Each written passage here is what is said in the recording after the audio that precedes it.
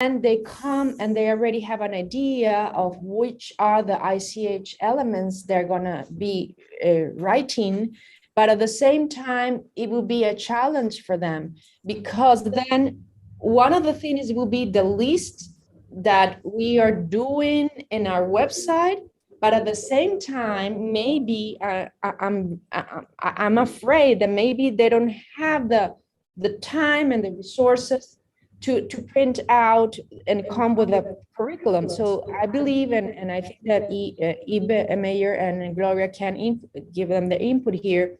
One of the things is the curricula, how the teacher is going to be implementing it. But at the end, the students with the teachers and the school community will be conducting their own type of inventory fieldwork. So there will be like two, it will be like a first one and a second one. So how until where they have a limit. They have a limit of resources, they have a limit of what they should be working in this curriculum, because the idea is that in July, they will have this training for teachers in Grace Lutheran.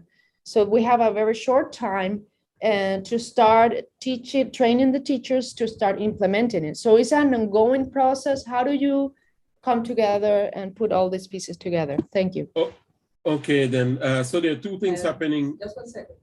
Sorry. Go ahead. Yeah. Good observation, Adriana. There are two things happening as far as I can tell. So one is the pilot initiative. So it's good that you're creating this preliminary list, because what that will do is that will give the school, the Lutheran administration, along with the coordinating body, the opportunity to identify the elements that you'd want the students, teachers and students to work on. So you don't have to exhaust that list, right? You work on because there's some factors that might naturally lend itself to some being doable while others are not. So if it's carnival season, for argument's sake, that's something that's doable. But if it's not, then you stay away from that. If you can do the boat building, and that's doable, so you choose the ones that are low hanging, no? That lend to the particular project you're working on. Remember, this inventorying process this is just a pilot phase in a sense, right? The broader discussion will be about the initiative, the methodologies, the processes, the systems you put in place to continue this into the future.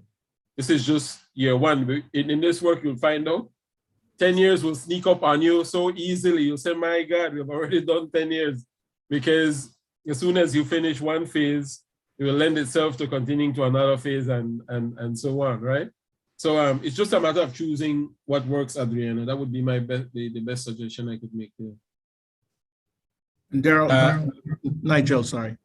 Daryl has the floor, so I just want to add some things from the chat. I think Margaret Slack is raising a point about whether or not we have to disaggregate the whole idea about boat building, because there's so many different types. There's the schooner, the speedboat, the maybe fishing boat, sailboat, and on and on and on. So in terms of, we're talking about curriculum, I think that would be a really nice piece to hang on to really, really build a nice curriculum around that. And then we have Kim Julian. She mentioned, I just love those words. She's mentioned about crafting of jumbie beans, into bracelets. I remember jumbie beans is a little tiny bean, and you put a string through it, and you have a bracelet or a chain. And she also she said there's a connection to its use and playing around with it, and it's used to prevent maljo. Maljo. Maljo, if you tell somebody you're gonna get maljo, that's evil eye. Something really bad. So from the evil eye, So I guess mal is malzu, bad eyes, but we say maljo, which is the patois for the French expression. And they usually put it on Baileys and children. And so we can put that in terms of the list on the general customs, I guess. Beats. Sorry, Ib, and then Mark. Sorry. Go ahead. Yes. Good morning again. Just a brief that is exactly what we are thinking of doing, just getting the major low-hanging fruit, coming up with a resource guide that would have background, stories, etc., for that low-hanging fruit, and then give some lesson plans, some basic lesson plans that teachers would be able to take this subject matter and incorporate it into, for an example, easily social studies, but also English language arts, etc. They could do artwork. So they are taking this culture, and instead of having it as a separate subject, taking culture and inculcating it in all of the aspects of their life, including their school life. So that's been the general emphasis of this first project at this moment. Yeah, I'm smiling to myself because one of the beauties of this particular project, you're hearing how teachers think, right? And how persons in education think. He's thinking what is called integrated learning. It doesn't have to only show up in social studies or so on. It can show up right across the curriculum, right? And that is the idea. Excellent intervention there. All right. And so, Gloria? Yes, I just want to strengthen what Pastor Ebe just mentioned. You cannot bombard the teachers with too much information. They must not see it as an additional task to find a time to teach the intangibles. So they have standards that they teach for math, for social studies, science, language arts. So what I did, I matched the standard with a particular outcome from the ICH. So instead of doing it the normal way, you just make up your math items using the ICH information. You teach your social studies, you visit, or you bring a resource person into your class to speak about Carnival. You go look at what the Saraka is all about. You bring the children there to have that experience. Language arts, you write up a report on something, you do a research on something, you do a project. It must fit into what the teacher is currently doing rather than see it as extra work, or else it's not going to happen easier. Beautiful. You're speaking to the teachers here, Gloria. So but there's a chain, you know. So you have the persons doing the documentation, the inventorying, the developing of these descriptions and writings, which mean it better if it includes teachers and students, as you're saying, because then that becomes a valuable experience by itself. And then the teachers using that material and then finding its way into the education system. So you see a full chain being developed there. Adriana, you have a comment? Nigel, I just want to add some to what Gloria just said, and it's like music, the whole idea about standards. So a standard might say that students will research or compare and contrast, or would evaluate, and that might be in an English class, but they can use the ICH content to do that. You know, compare and contrast. You know, shortening with you know, jab or something like that. The point I'm making is that in the standards is really about skills and content. And if you're going after the skills in the ELA class, I mean, you can instead of using a different type of content, you can use something that's relevant or even lived around the kids. So I think that's you know, we're in a great place, you know, in terms of getting the ICH work accomplished. Nice. Thank you, Ezra. Okay, so we leave this discussion now, Darrell, so we have a good footing of how to proceed. The other part, the final part of this segment has to do with the assignment, and because of time, we'll only take maybe 2. Did any of you manage to reflect on any element? I heard some new ones coming up, but in terms of being able to describe it. Someone just did it just without even thinking about it this morning. Someone made an intervention and they were describing an element without even thinking about it, right? It's just that sort of thing. Is there anyone out there in Zoomland or in the room would like to share a description of an element for the purposes of the gathering? Description of an element. Yesterday we had 2 teachers give us a good go at it. Someone did it this morning without thinking. Oh, that was Tahira. Tahira was telling Ezra about lancers. Mm. Yeah. Anyone out there? I did the homework, but I didn't use Carriacou or Grenada, so that's why I'm quiet. Because you know, otherwise I'd be talking. Mhm. Where did you where did you choose the element from? Where's the element from? I use my own culture because I can speak authoritatively on it, but we have a traditional way of cooking a pig in the ground in the South for traditional events. And I picked it because it's also got gender elements, whereas the men stay up all night to do the cooking and the women are in bed. So when they have finished cooking all night and then we get up in the, it's a long thing we do. No, I'm holding my chin because it sounds. It's a sound very familiar, right? Yeah, it sounds like a shared. I'm wondering if it's a shared tradition, though. You know. Yeah, well, we're not Middle descendants. Passage, but it's the same. It's the same people, right? Yeah, so, interesting. Yeah. Mm-hmm. Interesting. Yeah, we do. I saw that in Jamaica. Okay. Yeah, we do it only for special occasions.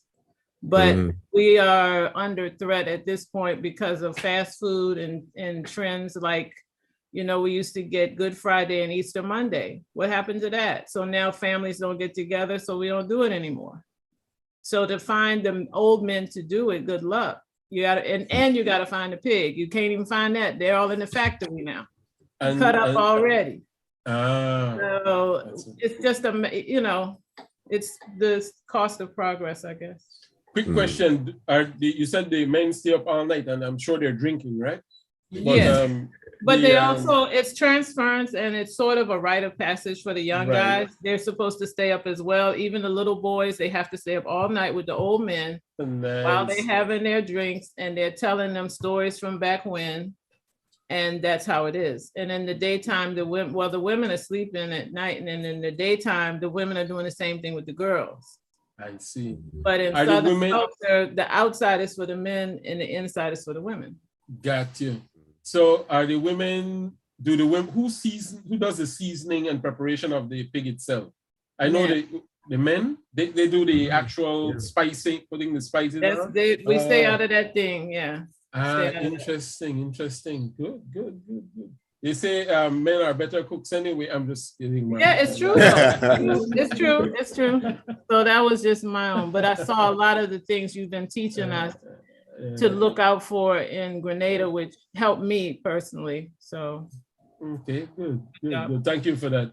Yeah. All right, but Nigel, I noticed that in the Caribbean, it seems as though men decide that they will specialize in 1 or 2 dishes. Yeah, and they are called out for that fish broth or that oil down or that special thing. They're not cooking every day, but they're called out for these special events. Isn't that smart and strategic? You don't have to cook every day. Yeah. Yeah, all right, let's see. When you receive 2 minutes. Okay. I see some offerings of meals here. All right, thank you for that.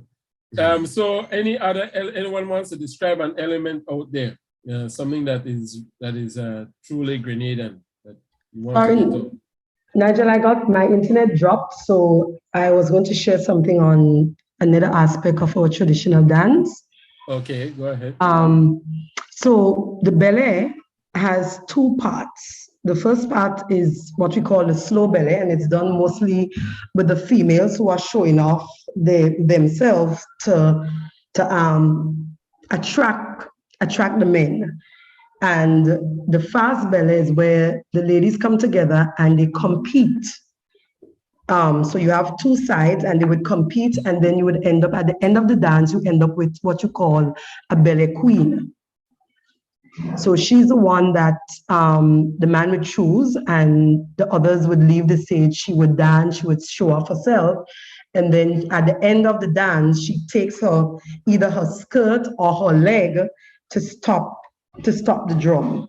So she spins for as long as she can, and the beat heightens.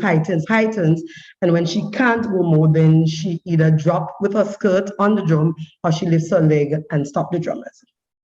Got you. So is this a spontaneous thing, or is this a planned or associated with some part-time of the year or event or so on? Well, years ago, the Ministry of Culture used to organize what we call dance festival. So within the dance festival, you had all these elements that the performing arts that we're trying to put inventory. So you had the traditional dance, you had what you call the modern dances, which you find the ballet, the jazz. Those are the companies who do the modern dances. You had folk songs, you had folk games, you had ring games, which the preschoolers would play. So in schools at that time, from like say for this term, and so schools would be preparing, so we do the research. If there's not a teacher on staff that can teach the dance, you get a resource person to come in and they teach the children the dance, and it is performed at the Festival of the Arts. Excellent. But that has not happened for a while. Also, so that's go ahead. So not even in the communities, nothing like that? Well, no, you would find it at dance shows, but I guess it was because of the last 2 years with COVID, most of the companies in Grenada didn't put on anything. So maybe sometime this year, probably early next year, maybe you can see some of those things being. Right. You know, I'm concerned about coming out of COVID, how some of the cultural life has been affected, you know. Some of those elements that were already endangered might I'm worried that some of them might actually disappear. Well, it is true, because even in my school, children don't even know to play hopscotch. Mm-hmm. And that's a basic game that we grew up with, hopscotch and moral, and you know, they don't know. All you hear they talk about is TikTok. Mm-hmm. So we already start, as you said earlier on, the influences of certain things already start. We start losing a lot of our identity, things that we can identify and associate with. You know, it reminds me, since you said TikTok, there might be an opportunity to use that same thing if you could take your own culture and popularize it using TikTok, you know. Help that might be one way to do it. You know, if you could get Daryl to do some of that dancing, I will definitely be a selling point, no? Yes, it's true. Especially when I put my skirt on the drum, right? Okay. Yes. Interesting tradition, Daryl. Yeah. Now I have a question though, Nigel. Yeah. How do we deal with the spelling of certain names? We might know phonetically what it sounds like, but like Belen, is it E apostrophe A-I-R-E-N? Well, I'll tell you, is it I-E or Y? I'll tell you something. It's B-E-L-L with a tilde, you call it, on the final E. So B-E-L-L with an accent on the E. So it's ballet. But seeing that, yeah. No, sorry, go ahead. Yeah, so it's not L-A-I-R, but it's because it's supposed to, I think the translation is supposed to mean beauty in French. So it's belle without the accent. Yeah. Take the accent out and it's belle. Yeah. And it means, and it's feminine, so it's, if it was a man, it would have been different. So belle, that's a woman, I guess. But men normally would do the ballet also. Mm-hmm. Yeah. Spelling. Yeah. But that's the fast part so we pronounce belle. Yeah. And in the ballet, you have what you call a stick fight. That is the part where the men would come in to show off their masculinity. Yeah. All right. Okay. That sounds like a good one. Hopefully we can get quick question, a quick question, Nigel. Right. How do we limit or place a limit on what goes into that document for stats? Because I have already written up something on ballet. what it is, the different types, but now I'm hearing Tahira speak about the details of how it's done. So do you include that in a document? You try and whatever as much information as you can get, and that's allowable and permissible by the communities, right? So it would be good to have the best possible description that you can get for the purposes of austerity and so on. No? Nothing like that. Nigel, what we planning to do with our website is you have at the top level the name, the category. Then you click on that, you go to a second page where you'd have like 2 paragraphs describing. Then you'd have a video of people dancing, and so that people who are doing research can drill down and get more and more information.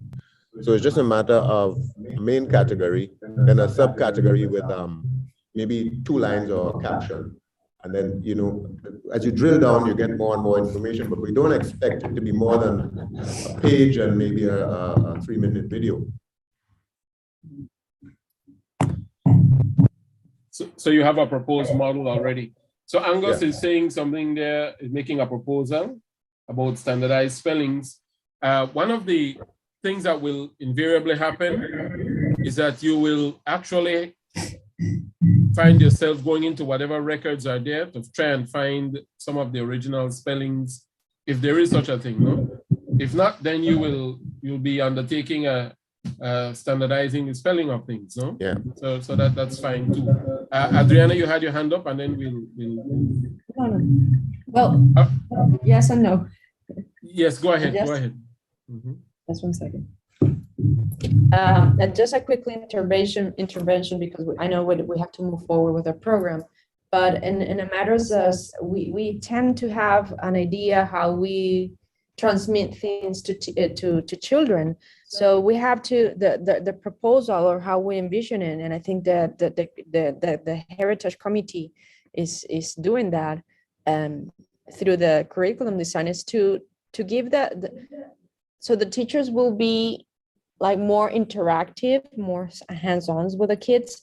Because, for example, my daughter was asking me what I'm doing, and I explained her, and she couldn't catch because it's an abstract idea. So when I said I wrote a project, what is our project about? And I'm explaining, and as I was explaining all the layers, and I said, what if I tell you that you will learn heritage?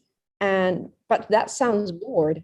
And in Spanish, of course, because we are from Venezuela, but that sounds bored. But what if I tell you that you will go around the island, explore, let's do a game, let's do video recording? And she asked me, and she doesn't have access to social media, and she asked me, are you gonna be in Facebook? Are we gonna be in TikTok? So I was, wow.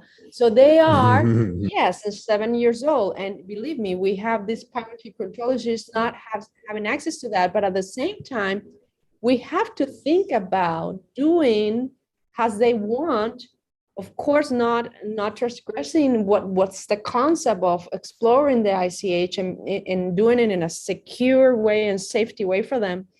But by the same time, we have to think about these generations who are very high tech. I mean, that's the only thing that I want to. Thank you.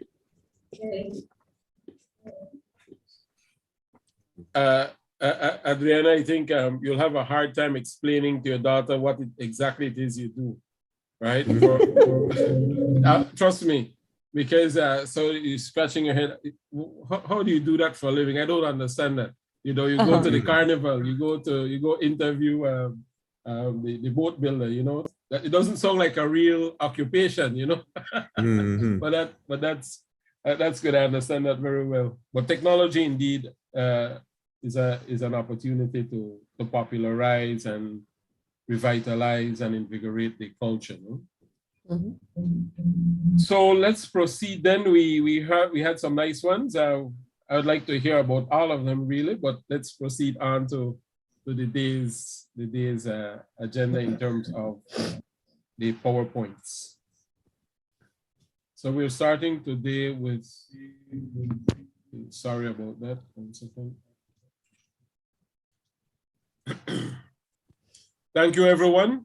We we had an excellent session just now. I find that to be quite an invigorating part of the whole discussion. That's why we're here to, in any case, no? Right, so we're looking now at the concept of policies and institutions. It has been brought up. Ezra reminded us of this. We want to look at what the convention says about ICH policies and institutions. So if you're from the ministry, if you're from the schools, if you're from the NGO community, this is for you, no? So in this presentation, we're looking at ICH policies and institutions, what the convention says, and what the legal and administrative frameworks might be at the local, national, and international frameworks. The idea in this particular unit is that in your various capacities, think of the legal and administrative frameworks that might be necessary at the local, national, international level to support ICH safeguarding, but also keeping in mind that it doesn't have to be very complex, no? Grenada is not the size of the United States, where you know that you have all these layers of legislation and so on in whatever. So you'd want to choose the most optimal types of policies and ways to deal with this issue of safeguarding, you know? So what does it call? This morning I'll be assisted by Gloria. Gloria will be helping us to, when we reference some of the operational directives, she'll be reading some of them for us. But we start off with Article 13, and to ensure okay. Nigel, could you just remove the next slide so the first slide is bigger? We can see it better in the room. Sorry. Thank you. How is it now? Yeah, perfect. All right.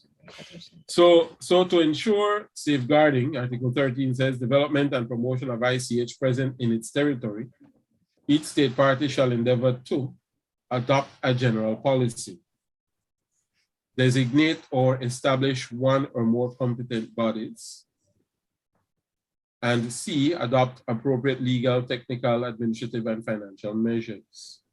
So you should be thinking about, if you want to say a checklist, no, or to-dos. This project will help to bring that into focus, but you'd have to ask yourself, what is your general policy? It doesn't have to be established immediately, but you want some general guide to take you forward. And as you begin to go through the process, the policy perhaps might become more refined, you know, as you actually, because it's in the doing that will inform you of what policy you might want, a policy approach you might want to undertake. But it's a process of developing it as you go along. You know? Designated one or more competent bodies. So, like for example, in this case, the Grenada National Trust is the body designated for implementing this particular project. The idea is going forward, what is there a need as you go through from a policy perspective, perhaps, is there a need to have an ICH committee made up of volunteers or a cross-section of persons who will be looking at the descriptions that come out of your inventorying exercise and so on, refining it. Is that something so it's just to think in those terms, no? And then of course, the appropriate legal, technical, administrative, and financial measures. I know one of the things that happened to us in Belize when we started implementation, so we got, there was an allocation actually of Japanese funds. And so we started our implementation. And what we did, subsequent to that project, we got the government to allocate an annual sum toward ICH safeguarding, right? And so the government was able to provide some funding into it, because by that time we had already had a general plan that we were pursuing, no? So the legal side came in the form of a national cultural policy, which included inside the policy was the specific issue of intangible cultural heritage. But we were only able to do that after having gone through about 4 years of implementation, which by that time we were able to understand what type of general approach we'd want to take. And then from a technical, in terms of a technical measure, we started to build the capacity of the persons working inside the focal point entity. So we had a staff of 8 persons. All 8 persons, for example, were involved in the field work, the inventorying, working with communities and so on, as a capacity building exercise, getting the hands on. But what we also started to do was to have the members of the staff start to attend on a rotational basis the international meetings on ICH. And so gradually, not only were they familiar with what was happening in Belize, but they also came to understand how what was happening there was connected to the intergovernmental committee process. So I'm saying that because it might be something, an approach you also want to undertake, no? In terms of developing the technical capacity. I already mentioned, for argument's sake, in terms of participation as a developing state, the UNESCO does offer to cover the cost of a Grenadian expert in ICH to attend the Intergovernmental Committee meeting, which usually happens at the end of the year in December. And that experience as well is one of the things you can do to develop the technical knowledge with respect to the convention. And what that will do, the advantage of doing that is that you get to participate in perhaps first as an observer, and then later on, because of how the system is set up at that level, Grenada might even be able to qualify to sit on the committee of 24 countries that govern the intergovernmental committee process for review, for inscribing elements to at the international level. You understand how funding is acquired in a more intimate way, right? There's even the possibility of having one of your experts at some point be elected to the evaluation body, where you get to review and evaluate files coming from countries around the world. And even that experience can translate into the development of ICH work in your own country. So I'm just putting that out there when you think of legal, technical, and financial measures as an example and practical things to consider. So what can ICH-related policies and institutions do? State action to support the safeguarding of ICH should ideally promote recognition of diversity of ICH, as per Article 1. Just the exercise that you undertook this morning of identifying the elements is an indicator of the diversity, no, present in Grenada, given the various actors and groups. Yesterday, for example, we had the young man who volunteered and brought the picture and just briefly described for us that tradition in his family, right? And in his cultural group, right? So the diversity of ICH that exists. Promoting community participation in ICH safeguarding activities, which is something I think we all well understand now. Respecting the principles of human rights, sustainable development, and mutual respect. We've referenced it several times. We'll get into sustainable development a little bit more in a more detailed way tomorrow. And then, of course, promoting international cooperation and assistance as per Articles 19 and 20. Policies and institutions can support a well-coordinated and balanced implementation of the convention at the national level. And this is what you, the Grenada National Trust, and the Ministry of Culture and the foundation and the various entities, the school representatives, the community representatives, this is what, from an institutional and policy standpoint, you're attempting to do with the input of all the stakeholders at this meeting, no? Enabling communities to continue practicing and transmitting their ICH when required to safeguard it actively. So what's an ICH if it's not being actively practiced, no? Ensuring actions will not contribute to justifying any form of political, social, ethnic, religious, linguistic, or gender-based discrimination, right? One of the things that comes to my mind in this regard has to do with immigrant populations, right? The reason it comes to mind is because I'm looking at what's going on in Europe and that major immigration crisis that's unfolding. But you have scenarios already like that in this part of the world, no? In South America and so on. But ICH is such an opportunity, no? Where your immigrant populations inside your country, it's such an opportunity to be inclusive, right? And to minimize the stress on the immigrant populations, where you have them become involved too, especially where there's a transmission of particular ICH in that in the country, in the territory, to also be able to account for that, no? So that contributes to a sort of inclusiveness and so on. I'll give you from a linguistic perspective, a thing that happened here. We, in Belize, English is our official language, but on our northern border, we have a country that has 110 million Spanish speakers. Wow. On our western border, we have a country that has 13 million Spanish speakers, right? And we are at about 420,000 persons speaking English. But we also have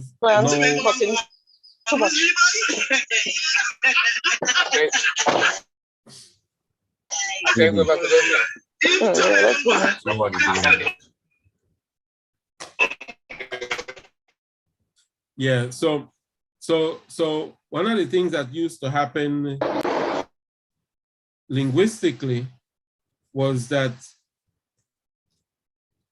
we were taught as part of the school system that you're supposed to speak English, right? Even though we have many Spanish speakers in the country, many of whom are also immigrants historically into the country. But there is no clarity in that in order for a country of our size to survive in a global environment, that it is best to be at least bilingual, no? Because it adds to cross-border relationships, cross-border trade.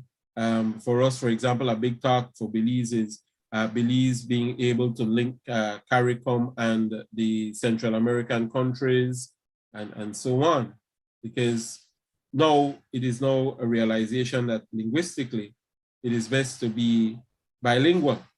And better yet, multilingual, because you have at least 4 indigenous languages in the country, right? 3 Maya languages and the Garifuna language, which is shared with, believe it or not, with St. Vincent, which you can see from where you are apparently, right? So you can see how our cultures are so interconnected because of historical processes. But recognizing all of that, it's an opportunity for institutions to set policies to put your people in the best possible position to survive in global environments, no? Nigel? Yes, sir. Yeah, you know, as you show that kind of a dynamic situation in Belize, I'm thinking of Grenada. You know, in the past, I think in Grenada right now, the expat community is expanding, and in many cases, they're sending their kids to local school, and they come from Germany, France, a variety of countries. So that's one issue. Another thing, we have a large medical student population here. We also have Chinese workers, East Indians from India, and other folks that come in on a transitory basis. Even the tourists that come here have changed. It's no longer old people, but folks come for carnival. The point I'm making is that the downward pressure that puts on, you know, some of the issues about inclusiveness and I think it may eventually be something we have to think about in this context about ICH and safeguard and so on. For sure, for sure. And you understand the situation on the ground better than anyone. And so this is something, sorry. I was saying that you as a collective, you understand the situation better than anyone else, no? So as a collective, this is something you will probably want to discuss from an institutional and policy perspective going forward, no?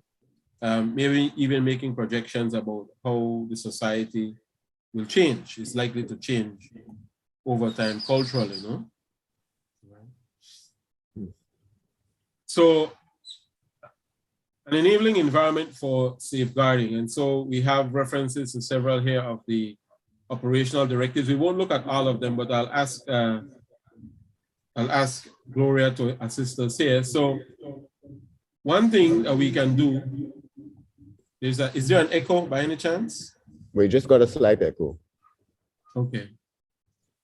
So one thing to do in terms of creating an enabling environment for safeguarding is to develop policy, regulations, and legislation. So inside the text of the convention, you have Article 13 and Operational Directives 103 to 105. I'd like to ask Margaret to reference our Operational Directive 103. Could you read it for us to hear, please, Margaret? Sorry, not Margaret, but Gloria. Gloria. Sorry, Gloria.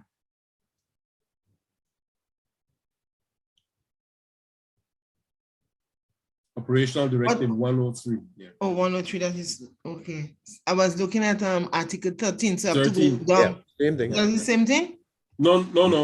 OD Operational Directive is on page, what is it, 30, I think. 30. And then you go down to 103. Okay, to find it down. 130. 30 operational directives, and then go down to 103, number one, item 103, 103. Yeah.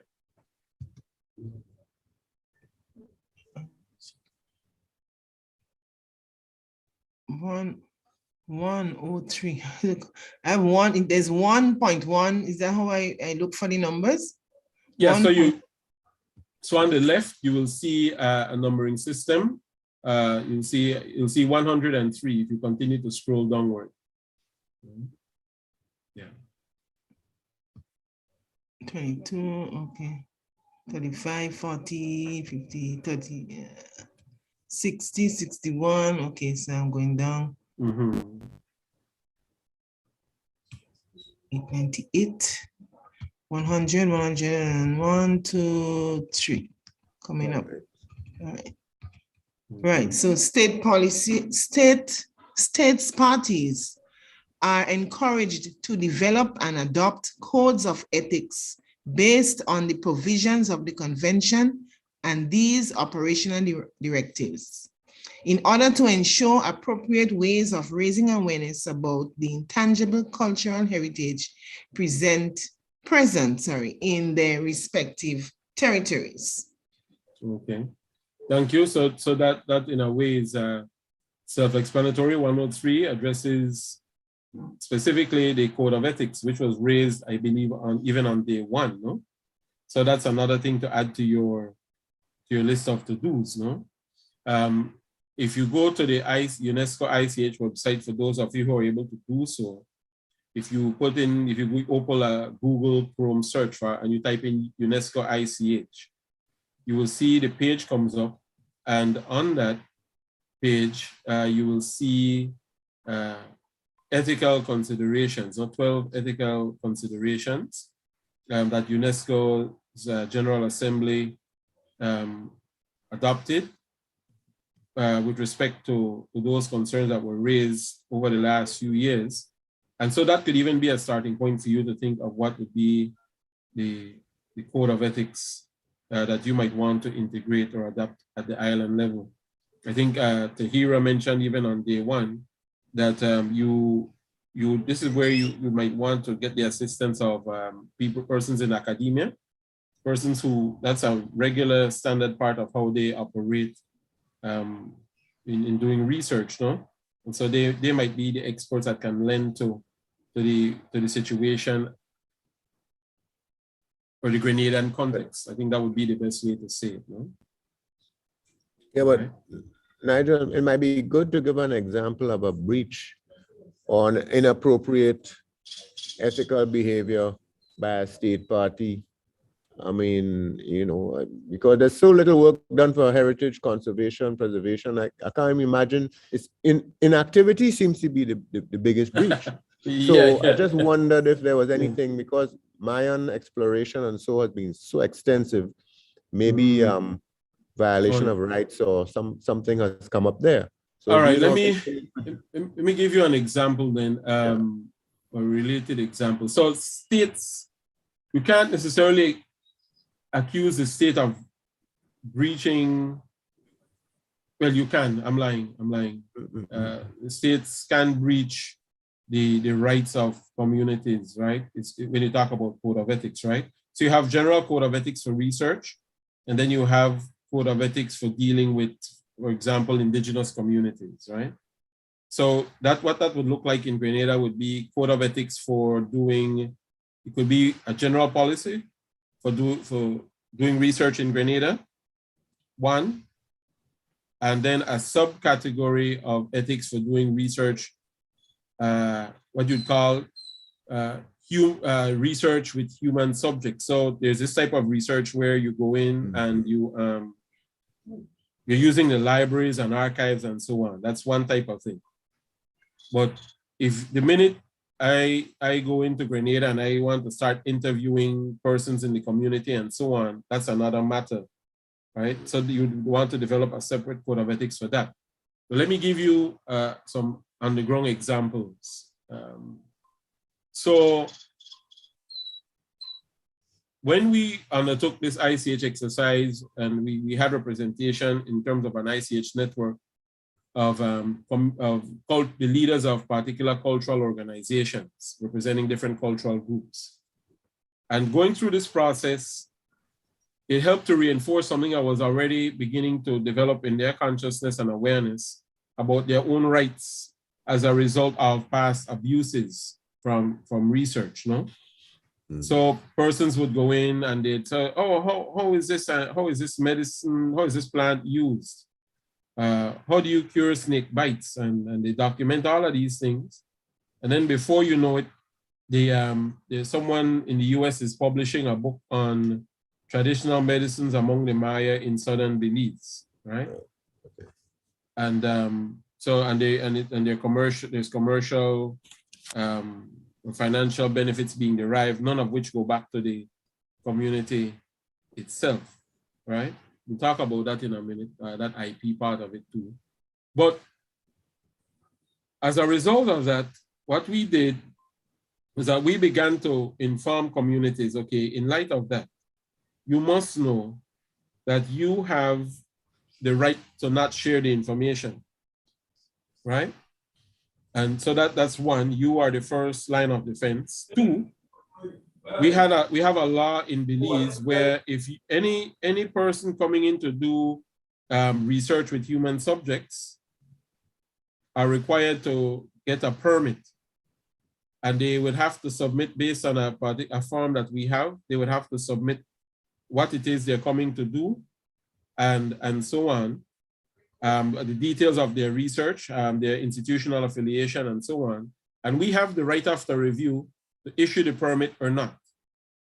But one of the requirements, even before they start the research, you can't just come into the country and then start doing research, because the communities would then call us and say, look, we have someone here, do you know about this? Do you know this, if this person?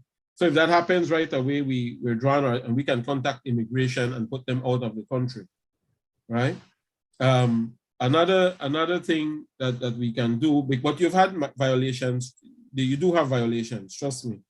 Another thing that we do is that a requirement of the research permit is that they must have some letter from the communities concerned that they want to do research with or in. they must have some letter from an authority there that is attached to their research permit. So they would have to do background work before even starting to apply to do formal research, right? They would and then we would receive that letter and we'd say, okay, this is Mr. Mesh from San Antonio Village. Mr. Mesh, are you aware of this person doing, wishing to do research on the dare dance of the Maya people? Mr. Mesh will say yes or no. We spoke with him, we endorsed it, you endorse it, yes. And then that would give us a part of the information we need in order to issue the permit or not, right? It's that sort of thing that you'll have to think about undertaking and how you would do it. And if that's a part of the dynamic there too, but whether or not it is, Grenada is only going to grow. And as the world becomes more globalized, people will come. If they're not coming yet, they will come. And so it's something to think about going forward, no? And Nigel, I think that could be one of the reasons. I think it was Margaret that mentioned there is fatigue in Carriacou. If we had the gatekeeping, you know, through some ethical practices and stuff like that, we could have minimized the amount of, you know, right. You know, the number of people who show up to do research. That's it. That might be an indicator of that problem indeed, no? All right. So so that's it, Daryl.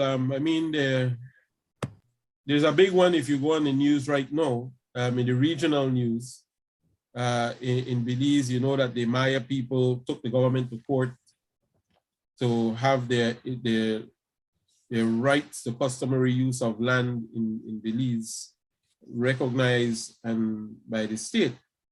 And that has been upheld not only by the Supreme Court in Belize, but also by the Caribbean Court of Justice and so on. And the court has ordered that the Belize government implement the measures that have been recommended.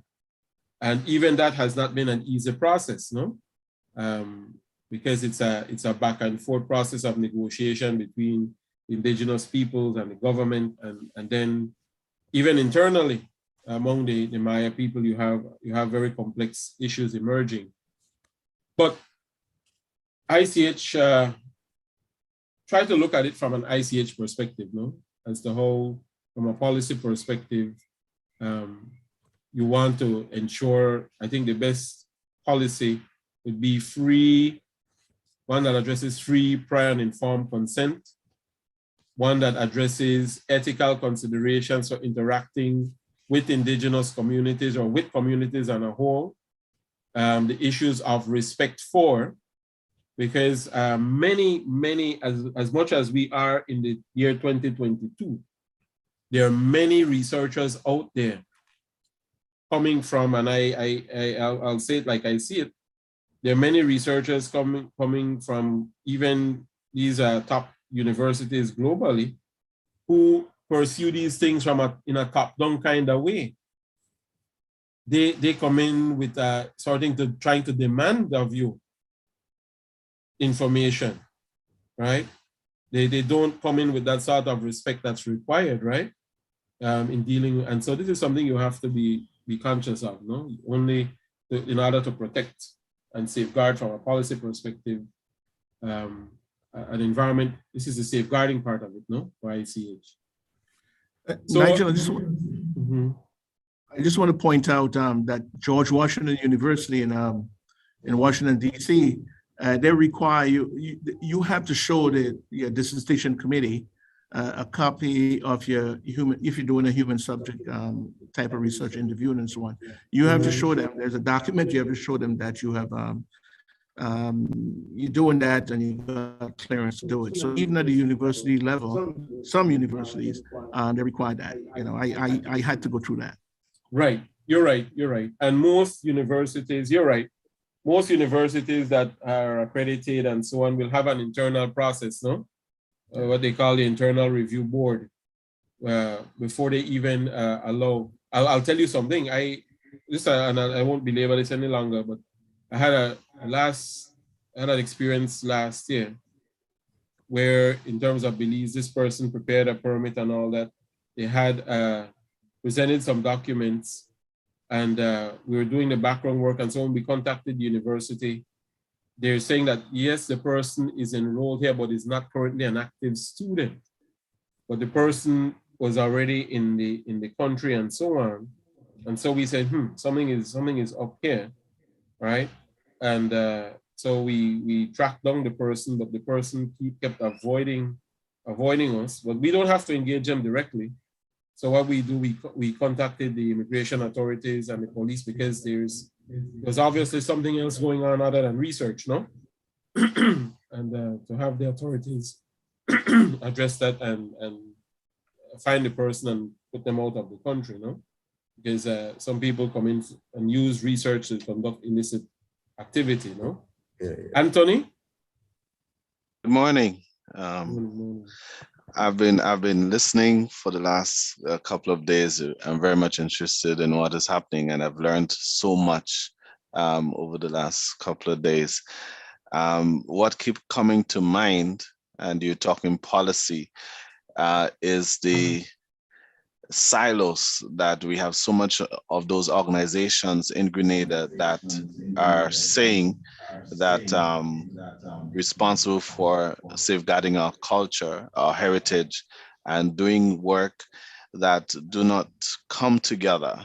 And I'm thinking that the first step is bringing those organizations together, not just in a workshop setting like this, but moving forward in order for us to have more comprehensive policies and laws and so on. I've also listened, for example, with regards to different policies we have in Grenada. What are they? What is the status of those policies or laws that we have presently? Maybe there's a need to do a policy review of our policy search to see what policies we have out there. Right now, I work at the Cabinet Office, and I've been working with one ministry with regards to the national emblems policy. And when I look at this, I'm saying this ministry should not be alone doing that policy. It should be bringing in the stakeholders, such as the Cultural Foundation, such as the National Trust, and those other organizations that work towards safeguarding our culture and our heritage, because all of this is part of who we are as a people. The other one, it regards to naming of streets and villages and so on, and where those names came from. Right now, there are talk of policies relating to those the process you go about doing those things.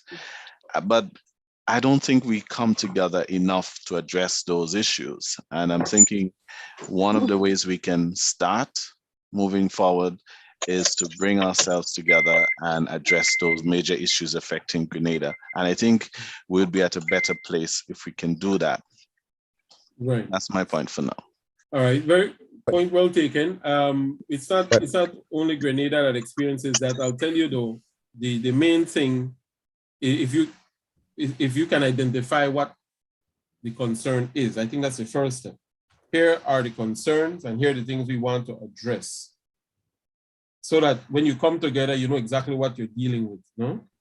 Right? And then to foster that spirit of cooperation and collaboration across various institutions in the country. Darrell, you were going to say something? Yes, I just want to address what Mr. Hopkins raised there. The problem actually is not the discussion on policy, it's the implementation.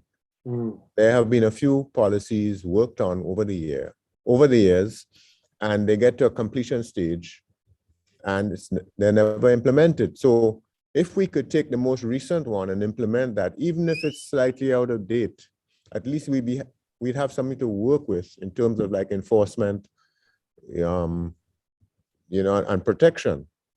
So that's the real issue, is the implementation of the policy. They're never gazetted or passed through Parliament.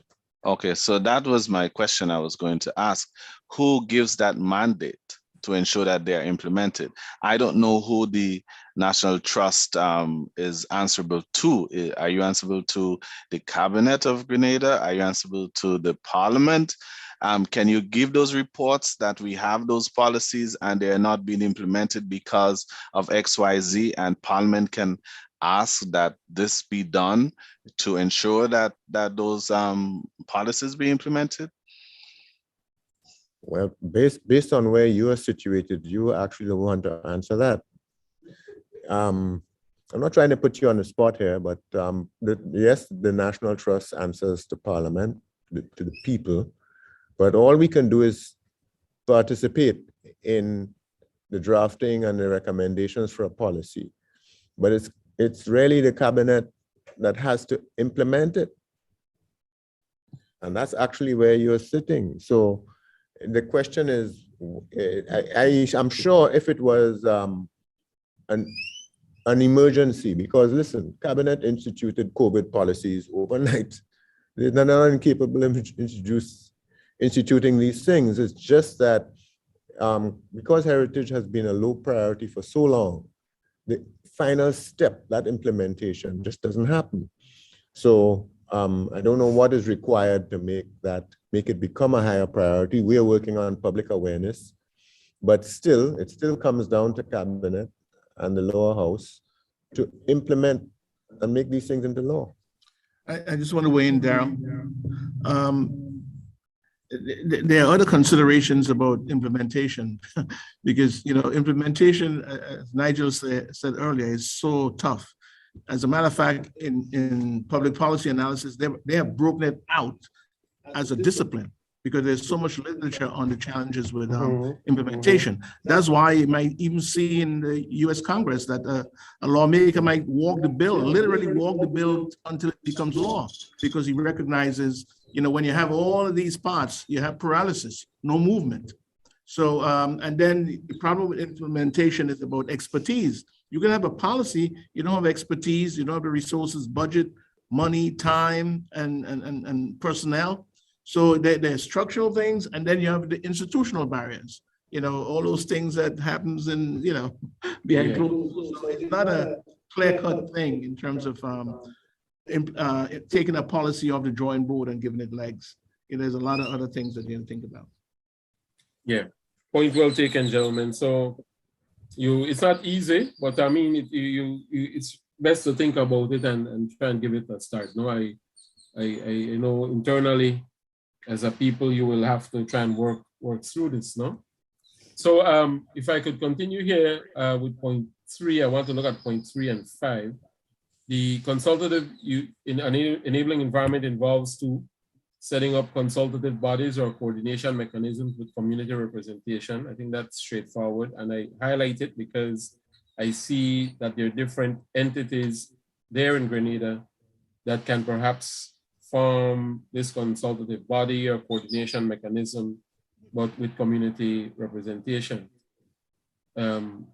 And then, of course, there's the issue of protection of rights of communities concerned, which is addressed in, we just talked a bit about that in Operational Directive 1.4. And so let's move on to the next slide then. Sorry. My screen is frozen, is that it? All right. So another major consideration in terms of creating an enabling environment for safeguarding, documentation centers for management and access to information about the ICH. I think it was Angus that drove home this point. No, we wouldn't be doing anything. We don't have some way of making sure that there's a centralized, there's some mechanism for data management and data access, no, of the work that you will be undertaking over the next few years, months and years. Building capacity for safeguarding, I referenced that. Financial measures. Will there be financial allocations made for the purpose of safeguarding, and how? What mechanism? In Belize, what we did after a while, I don't know how, I don't think the mechanisms are functioning right now because of COVID and change of government and all that. But certainly one of the things we implemented was the, what you call Cultural Development Fund, where some monies were allocated, and there was a system where, in terms of creating an enabling environment, persons involved in safeguarding could prepare very simple applications to apply for funding from the state, in support of their ICH initiative. No? And so that was one financial mechanism as a measure that we undertook. Sharing expertise and information internationally. Again, the convention, there's an international component to it. You are in the Eastern Caribbean. The other countries that are involved with the convention, if I can think off the top of my head, include Antigua, include St. Kitts and Nevis, Barbados, Trinidad, the Dutch islands, Aruba, Bonaire, Curacao, Statia, St. Martin, and then Suriname. So those are all states, territories who have also been working with the convention and offers an opportunity for perhaps a regional cooperation, regional sharing of expertise, right? Something to think about going forward. No? But remember, not all institutions or organizations supporting safeguarding are necessarily established, funded, or endorsed by the state. Some community or civil society organizations may prefer to remain independent, right? So when you look at the legal and administrative frameworks here are some types of things to think about at the national, local, and international level. So if we start on the right, at the local level, you're talking about provincial or municipal laws and regulations, subsidies even for ICH initiatives, community-based initiatives, no? Let the community come forward with what they want to do, create an environment for that and make it a part of a legal framework where the communities know that if we come up with 50% of the cost, for argument's sake, we should be able to apply it to the state for the other 50%, no? Just as an example. Some communities don't have to go to the state at all. I'm just putting that out there. Some communities are so vibrant, they just do their own thing, no? They have private donors and that sort of thing, or families that invest themselves in these things, and because it's a part of their tradition. At the national level, the Constitution or Bill of Rights, Cultural Bill of Rights, ICH policy, ICH legislation, ethical principles, subsidies, networks, intellectual property regimes. Most states have adopted some sort of IP law, the policy. You'd want to see how that applies to ICH. Universities, archives, and museums being actively involved in safeguarding, either as repositories or for actively researching or assisting with the inventorying process, for argument's sake. Or the organizing of this, someone proposed a major conference every 2 years, right? That sort of thing. That could be a responsibility that they undertake.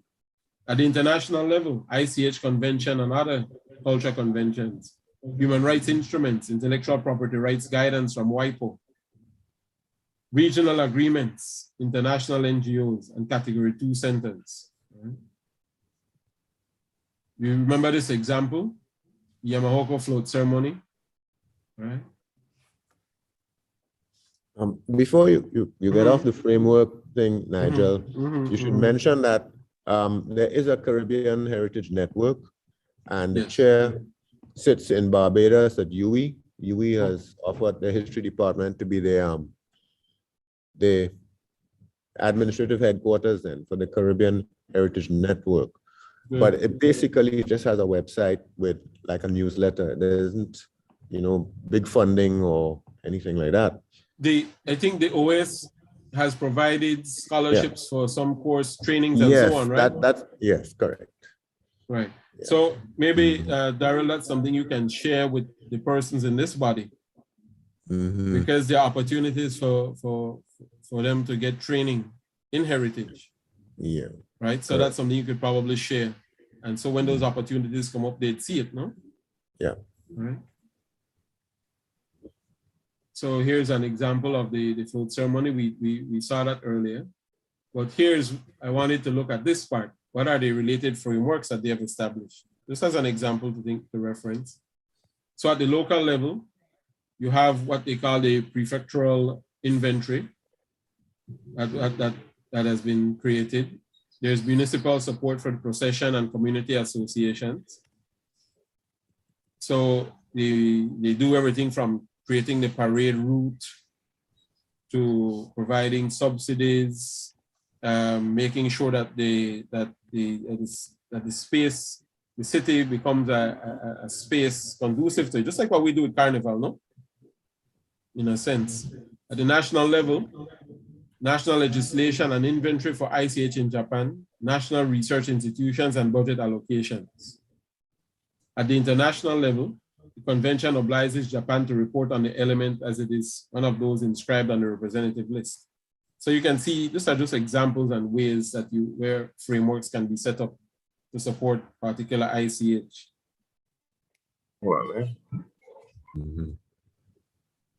So here's an example of a local framework from Spain. So they have these issues over, farmers have these issues over water rights, no? With respect to having access to water. And so what they do, they have these irrigators tribunals of the Spanish Mediterranean coast. And these are what you call traditional law courts for water management. And it says here that it inspires authority and respect. And these two courts, whose members are elected democratically, settle disputes orally in a swift, transparent, and impartial manner. That's just an international example, but the application in Grenada would be what? For example, would be where there's some misunderstanding about how an ICH is being represented or misrepresented to the public and that sort of thing. You want to have mechanisms in place that deal with that, no? So that you minimize conflict among cultural practitioners. No? So here's another example of a framework. You have the Facebook page, right? You guys have one. And it's an open format. It's a particular framework, a social media one, where information can be exchanged. In this example, what are they doing? They're collecting photographs, right? They use it as a mechanism to collect photographs about particular ICH, no? And that then they explain how it's going to be used and that sort of thing. And so they're very simple things. Here's an example from Flanders in Belgium, right? They have a whole website there, and they feature, a big part of it is that they feature ICH information on there, no? And communities are able to contribute to it. A similar thing, a popular one, and if you guys get a chance, search online and look for the Finland Intangible Cultural Heritage, right? They sort of pioneered using the internet and the wiki approach for communities to actually submit online elements that they would like to be documented and inventoried, right? So that's something that the trust that you guys can undertake too. Use your website as a means where people can contact you and recommend an element, giving you some basic descriptions, and then that would be the impetus perhaps to go and document an inventory along with the community, right? That's one way in which technology can be used to your advantage, no? So local, municipal, or provincial frameworks can, you in the Caribbean, we use what? Use parishes, no? Is that what you use, or districts? What do you use? Parishes. Parishes, right? So that would be the equivalent of municipal or provincial, no? You can respond to the needs of local communities and the ICH. Sometimes it's not very complicated. You'll get a phone call, Mr. Darrell, we're having a thing down here on Friday night. Could you send somebody over because we want to have you guys documented? Can you send somebody over? Simple as that, you know? Integrate ICH safeguarding with health, education, and other concerns. That's important. That was start of the integrated approach. You can integrate it into all sorts of other fields, no? The knowledge that comes from it can be integrated into other fields. National frameworks. These are developed by state parties. Elements of sub-frameworks may already exist in the state, and you might know what those are. The existence of the trust, the existence of the foundation, right? The I think for argument's sake that I see that stands out for me, you said that there is no library or archive. Is that right? Right. You know, so that's something to think about as part of a framework, no? Because, or even within the existing institutions, right? National frameworks can assist in identifying, defining, inventorying, documenting ICH, developing and implementing concrete safeguarding plans. A lot of these you have seen before, no? Developing specific codes of ethics and tools and so on, right? Involving the communities. An observation about national policies. In 2011, 2013, that period, 75% of reporting states, no? On the implementation of the convention, 29 out of 41 had developed some kind of new ICH safeguarding policy, right? So that's around, what, 70, that's what, 30, that's about 75%, 70% of countries who had begun implementing and had developed some policy. So the same would probably happen in Grenada. You know? Here's a visual scenario from South Africa, how it looks together, all the frameworks. So you have the constitution, and under the constitution, you have an ICH policy, you have heritage legislation, you have a cultural policy. You have indigenous knowledge policy, bioprospecting legislation. This is where to protect those persons that go in to look at the biosphere, no? You have traditional medicine legislation. You have intellectual property laws, you have language policy, and all of it filters into provincial, local, and provincial and local policy, right? So we don't have to have all of this, right? But it gives you some of the areas to pursue. You need a language policy in Grenada. You have an ICH policy. What is there? What exists in terms of other heritage policy? You have a cultural policy. So the idea is to bring them together, no, and to see how that supports the ICH safeguarding. Yeah. Intellectual property, right? Yes, sir. But you see, I realize the importance of the frameworks. So I'm just going to identify a weakness now, and I think that Margaret and Karaku mentioned that yesterday. If we are in a culture that doesn't believe in frameworks, what people believe in here is family is the framework that people believe in. Anything outside of that, there's a kind of, not a mistrust, but just a loss of confidence that them people gonna let me down. A family will not. So we have, part of our training then is to get our people to believe in frameworks, that frameworks can work, and they do work. And maybe we have to build it out from the family unit outwards. You know, some way that we can have small community groups. Because if we start with anything that's too big, people will say that's a big framework. Nobody has ownership or responsibility. And it's not going to work. So we might have to adopt our own psychological approach to this to see if we could build out from what people believe in already to get them to believe in something that we would like them to believe in eventually. Excellent, excellent. So that's recognizing the situation on the ground, no? Yeah. And then working with that. That's the important consideration there. All right. Okay. So in terms of intellectual property rights protection under the convention, state parties are not required to establish IP rights regimes, protecting communities' rights over its ICH, although some do, right? When you go into the Brazils and the where you have these, for example, these tribes of persons living inside who live traditionally, and they have certain things that people might be after, no? Right? Or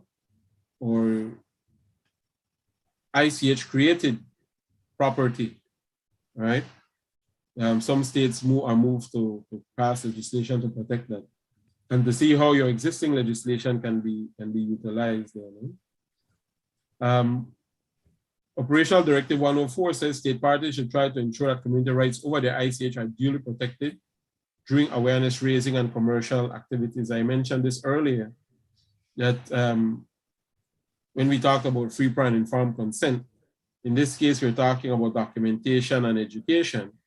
But once you start to evolve into commercial activities and so on, that is something that you want to be able to protect the rights of communities, not to abuse them, no? You want to ensure that the rights are derived there. Some states go as far as what you do, they create these labels or trademarks, no? So let's say a particular community is known to build a particular type of hammock, no? I mean, not build, but make a particular type of hammock, right? You have these companies that are opportunistic and they go in and they say, I think I know how I can make that in a factory and mass produce it. And I can just say that it's from the Tivoli community in Grenada, right? I can just say that and I know that's popular and I'll steal that. So what some countries do is that they create labels of authenticity or trademarks, no? So that the persons or the age-old problem, what you call knockoffs, no? So if this is a thing that you know is of value to a particular community that's being abused elsewhere, by issuing labels of authenticity or trademarks, once that appears on the product, you'll know that it's authentic or coming from the Tivoli community, for argument's sake. So that's one example of states seeking to protect. So we had a program in Belize. It didn't really take off. What was it called? It was a brand that a trademark that they were trying to, what is it called? I don't even remember, but it was a similar type of initiative, no? It was funded initially, but it never did take root. Legal and administrative frameworks at the international level. So look at this table here. So everything that goes into safeguarding ICH, you have the human rights instruments, meaning the rights of persons to live and to practice their culture. You have intellectual property rights regimes, you have the convention, you have other international instruments which the states might ratify. So for example, those that deal with sustainable development and indigenous peoples. And then you have principles, guidelines, and professional codes of ethics, which the state itself might endeavor to develop. All of those things factor, just to give you a visual, all of those things factor into safeguarding ICH. No? International legal instruments. So you have human rights instruments, the World Heritage Convention, intellectual property agreements, UN Declaration of the Rights of Indigenous People, Convention on Biological Diversity. So you'll have to look at what the state itself has ratified, no? And how you can take advantage of some of these. I know, if I understand correctly, in the World Heritage Convention, I've seen at the international level now, in terms of nominations, what some states are doing. Let's say they have a World Heritage site, no?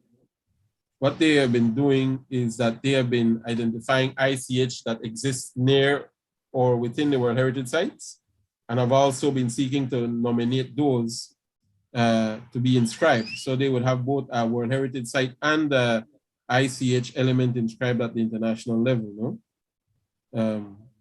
But and they use that, of course, for their own internal purposes. But again, the evaluation body and UNESCO always advise that you should be careful not to negatively impact the ICH when you do these sorts of things, no? It's not saying that you can't do it, but certainly to try and guard against any negative impact that might come from inscription and so on. There's some places where some ICH is associated with millions and millions of people passing through. Like there's one in Calcutta, for argument's sake, no? They have this festival. And it's a major ICH initiative, but it involves, it already has visibility. And then, but by putting it, and you know, India is a place of over 1 billion people, no? So it's hard to even picture that. And then when you put it at the international level for increased visibility, imagine more people passing through on top of the millions that are already there, right? You could imagine sort of technical and logistical difficulty that might create. So it's just to sort of create an awareness about that. Examples of code of ethics and professional codes of conduct come from the fields of anthropology, archaeology, folklore studies, museums, archives, and tourism. So these are some of the folks, and we have representation in this room from all of these sectors as far as I can tell, no? So these are the persons who you might want to bring together to discuss this issue of codes of conduct and codes of ethics, so doing ICH work in communities, no? Because I know we have persons from the museum here, tourism, we have anthropologists. I don't know if we have any archaeologists, but these are the folks you want to get in, yeah, no? So that's it for this segment, guys. On the issue of policies and institutions, no? So you have a lot to think about there. So we're due for a break. Ezra, anything you want to highlight before we proceed to the break? We're going to go to the break. I might just have a word. We can go to the break. I'll just have a word with you while folks are having some snacks. Yeah. Okay, guys. So let's reconvene in 10. Yep. 10 minutes. Back, yeah. 5 minutes to 11. 5 minutes to 11. All right. Thank you. Okay. Thanks. Thank you.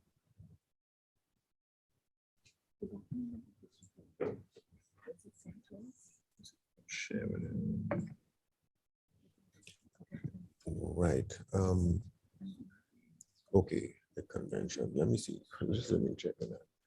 Adriana, did we circulate the convention as a document? I released it the first day. Right. The very first day. So it'd be like, Everybody can read it. so just check your Monday email. You should see. Mr. Brathwaite, hey, give me a shout real quick. Ezra, you want to talk by phone or do you want to? I'll leave it. I'll leave it. He's asking if you talk by phone. Ezra, you're talking Ezra, to you want to talk by phone or do you want to speak here? No problem, no problem. Well, we all in a WhatsApp group, you know. Just have to press the button on. You want to speak by phone or in the group? Just asking. You know.